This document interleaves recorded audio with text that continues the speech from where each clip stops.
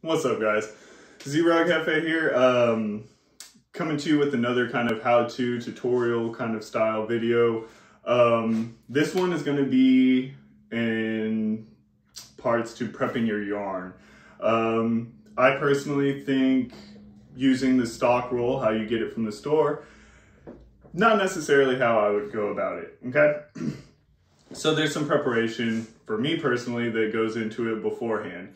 So I'm going to kind of be going over some of what that is today and possibilities for future videos. Before I get into that though, I do want to say through my other social medias and stuff, I will be trying to lure people here. And if you're already here and subscribed, it's perfect, you're ahead of it.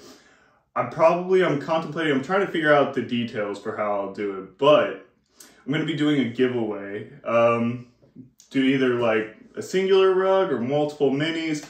Something like that. Like I said, still figuring it out, but that is in the works. So keep an eye out for that in future videos, and we'll go ahead and be talking about that. Anyways, so first thing you'll need to do is obviously have the tool in order to roll your yarn. Okay, so I'm gonna put a link in the comments this time. You know, don't have to ask this time. The last video, figured, I don't know, it'd just be easier if it's in the comments. Anyways, this is the machine we're looking at, okay? So right here, this is the brand I like. I haven't used the other brands, but this one works amazingly. I roll my stuff ridiculously fast. So we're gonna go ahead and demonstrate that, tell you guys how to do that, and why I prepped this, okay? There is a reason for it. Beforehand, or not, I don't know. You just want your yarn to pull easily is what you want. When I first started, I would try to use the stock roll, and sometimes it does work, sometimes it doesn't. So I'm just going to show you guys right now a fresh roll of yarn like you would buy at Joann's, Walmart, or any whatever fabric supply place you go to. So first things first, this has a little spot right here. That's going to be your clamp. I would recommend a bar top or a table personally. That's probably the preferred placement for this, but for filming purposes we will be using a reliable TV tray from Bachelor Days. Anyways, so we will be taking this, okay, taking this clamp, and we will put this right here, okay? I'm gonna tighten that. I'm loosening it because I'm dumb. There we go. Okay, so once you're secure, really make sure you crank it on there because you don't want this flying off. Okay, good, solid. So there is a way you set this up, and there is a certain part of the yarn that you're going to want to be pulling from. That being said, let me show you guys. All right, got a fresh one right here from Joann's. Now there's going to be two things here that two spots you can pull from. One is correct, one is not correct, okay? So there's gonna be one that wraps around and then one that comes from the center. This is the one from the center. This is the one that you guys want, okay? So we're gonna take this and we want it essentially facing away from this part right here, okay? But setting it up, we're gonna take that end that is coming from the inside, okay? We're gonna yank.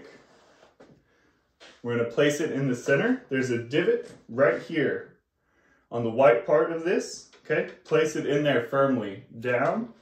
Then you're going to go down to this middle one right here, the middle bar. Let's go ahead and get a close-up kind of so you guys can see what I'm talking about. Okay, we got this middle bar right here. You're going to go under like that and then like that. Let's go ahead and do that again. So go ahead and get this all the way out. Oh no. So, yeah. I'm pardon the mess in the background, by the way. Okay, so start over, place it here. Then you come down to here. You go under the whole thing, like so. You run it up like that, and through there. Then you come up to here. And this will give you guys another demonstration of it. Down like that. around, and you pop out right there, okay? So now that is done,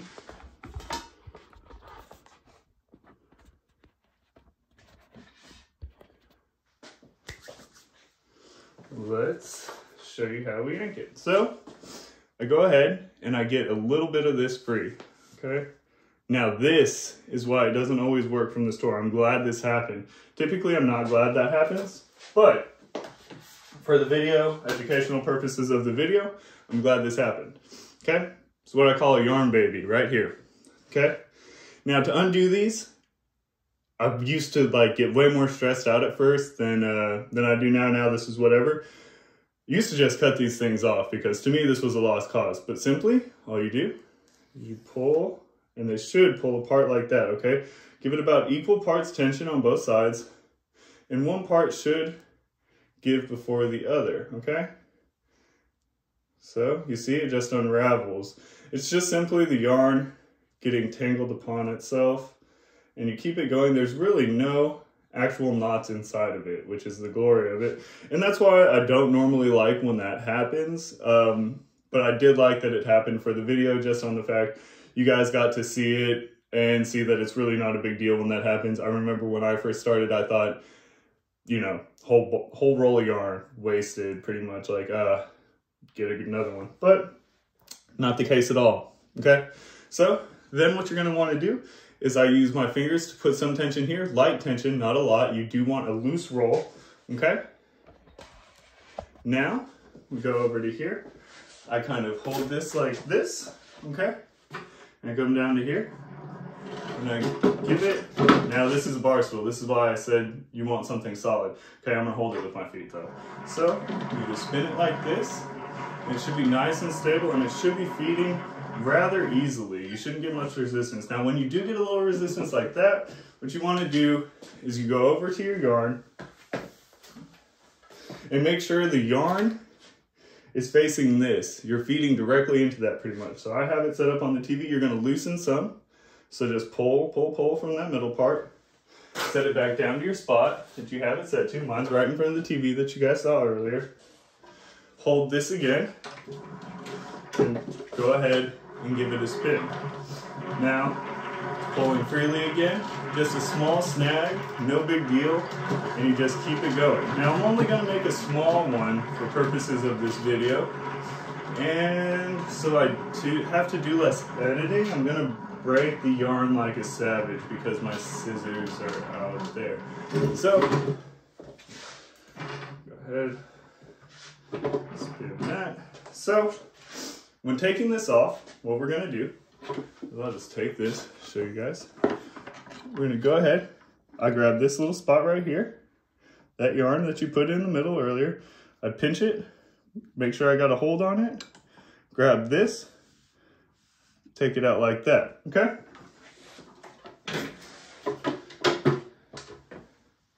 Now, what you have is this. Okay, you should have a ball that yanks very easily from the center, okay? Just straight out, okay? Wish I had had somebody who told me this initially, okay? So, let me show you how that works and why you want that way. I'm gonna go ahead, take this off. Okay? Now, I'll do a video on this if you guys want. I'll probably end up doing it either way. But you want a contraption similar to this for your yarn pulling. Now, you want it to just generally be above you, is kind of the rule of thumb, okay? And you always feed 2 pieces of yarn. We'll get into that later when I actually go over some more step-by-step tufting tutorials. So, take this. And you feed it through. Let me go ahead and get this closer for you guys. Okay. So, up top here.